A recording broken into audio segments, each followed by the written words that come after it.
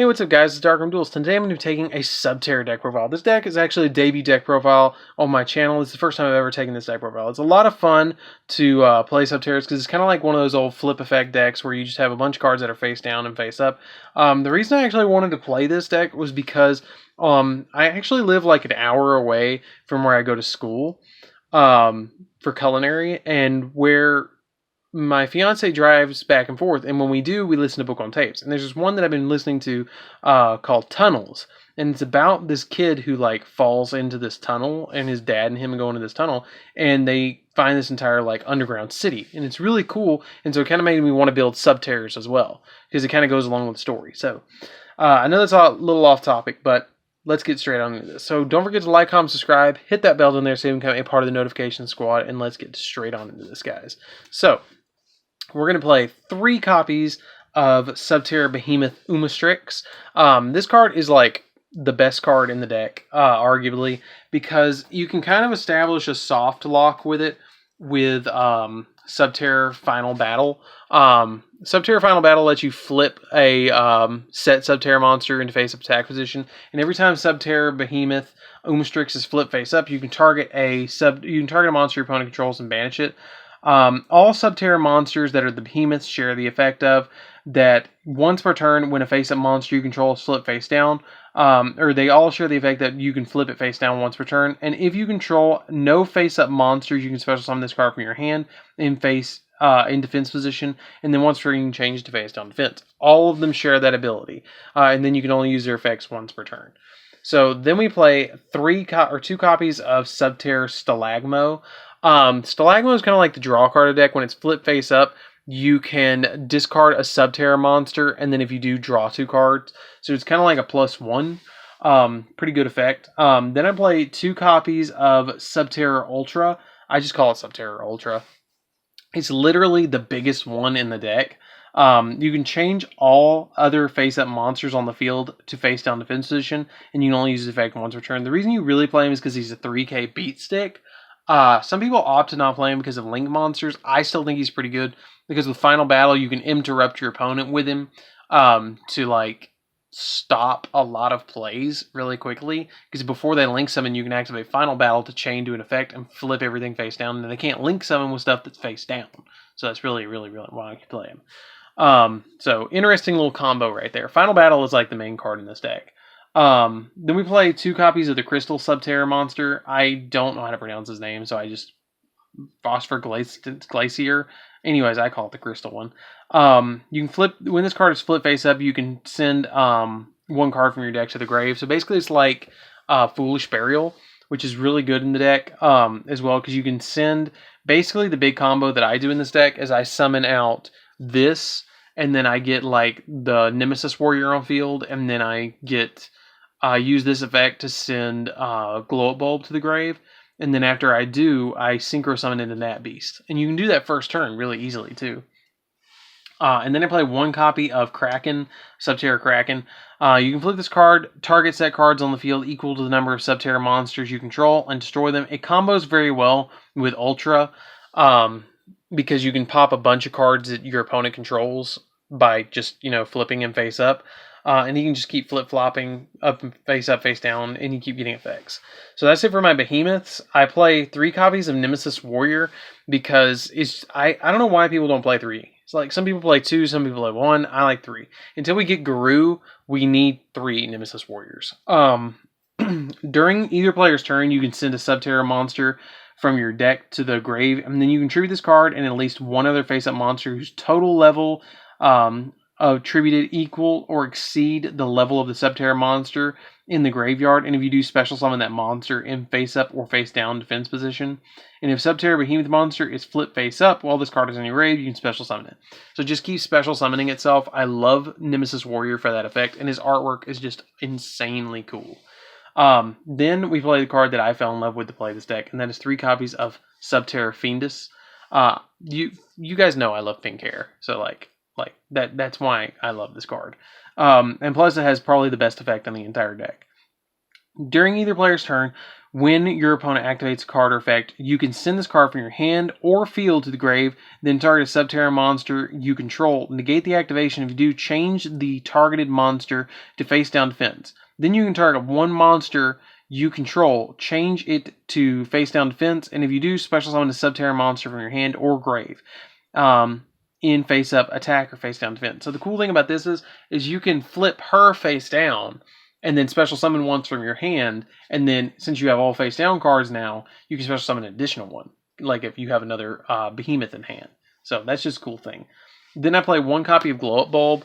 Glow Up Bulb is just kind of here because of the synchro summoning into Nat Beast. That's my big thing in the combo with the crystal guy. And then I play, actually, I really like this, but I play 3 copies of Prediction Princesses. I like the Prediction Princess Ritual Monster because it lets us help flip-flop face stuff, face up and face down. You can actually establish a really, really awesome soft lock with Umastrix and this and Final Battle. If you can get all 3 of those on field, you can essentially just keep banishing stuff, and it's really, really, really broken. Or any of them, you can just keep flip-flopping with her. Her effect is that during either player's turn, you can target a face down defensive monster on the field and change it to face up. And during either player's turn, you can target a face up monster and change defense. She just keeps flipping them face up and face down.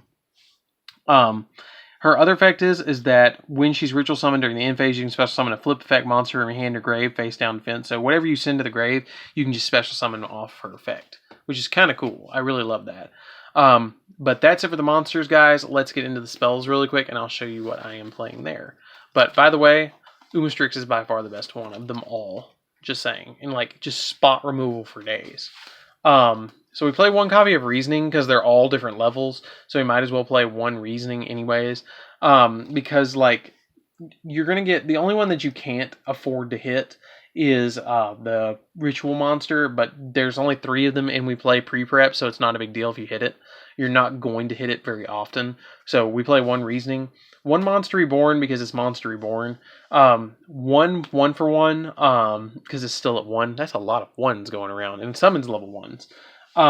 But this summons Fiendus. So we need to get Fiendus on field as quickly as possible to negate stuff and get it in our hand as quickly as possible. Then we play 2 copies of Terraforming because we need to get Hidden City because Hidden City is our big searcher of the deck. Speaking of Hidden City, we play 3 copies of it. When this card is activated, you can add 1 Subterror monster from your deck to your hand, which is usually going to be Fiendus, unless you already have one. And then once per turn, you can change 1 face down defense position Subterror monster you control to face up attack.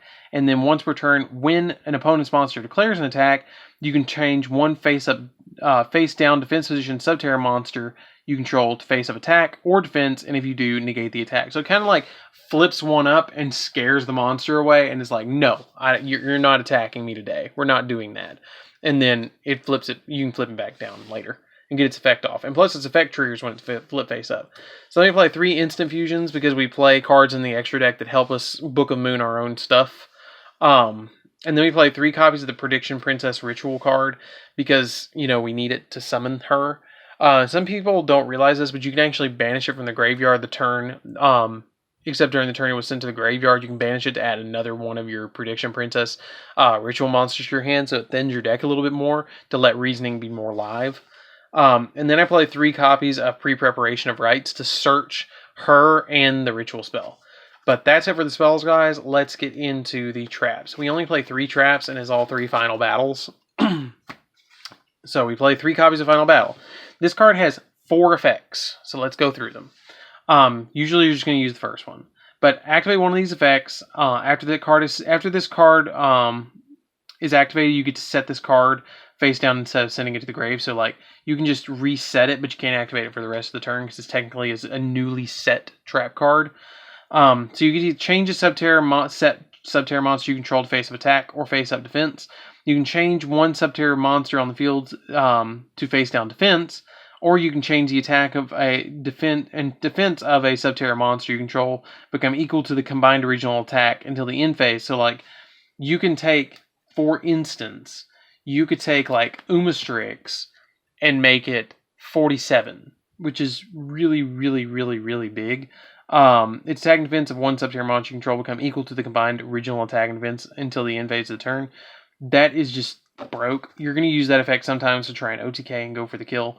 And then this turn, this card is activated. Subterror monsters cannot be negated. If your opponent's like negating you a lot, you want to activate this first and prevent them from doing that. But Final Battle is by far the best card in the deck. Like, I am not even kidding. Besides Umastrix and Fiendus. Like, these three right here. Like, Final Battle, Umastrix, and Fiendus, these three, if you guys are unfamiliar with the deck and you're just watching me to see how this deck plays, these three are the three best cards in the deck. This negates, this banishes, and this does everything else. So, like, very, very, very important to play those at 3 each. So for the extra deck, we're going to play 2 copies of Subterror, the Subterror Link monster, which is Subterror Behemoth Fiendus. It takes 2 flip effect monsters, which just about everything in the deck is a flip effect monster except Fiendus and Nemesis Warrior and the Ritual monster. It gains attack equal to the combined original level of the Subterror monsters used to link summon it times 100, which can be pretty big if you use the Ultra because he's a level 12. And then during your main phase, you can send a flip effect monster from your deck to the grave. And if you do special summon 1 monster from your hand in face down defense position to zone this card points to, you can only use the effect of him once per turn. And once per turn, if this card points to flipped face up, if it's flipped face up, you get to add a flip effect monster from your deck or graveyard to your hand. Really, really good card. Really good 2 of in the deck. We play a Borreload because it's Borreload and we need Borreload in here. We play 1 copy of Summon Sorceress because Summon Sorceress is just really, really, really good. And it's just crazy good to summon out. And you can get so many different like summons off of this. Then we play 1 copy of Nightmare Unicorn. Nightmare Unicorn just helps us bounce stuff. Phoenix helps us pop stuff. Same with Cerberus.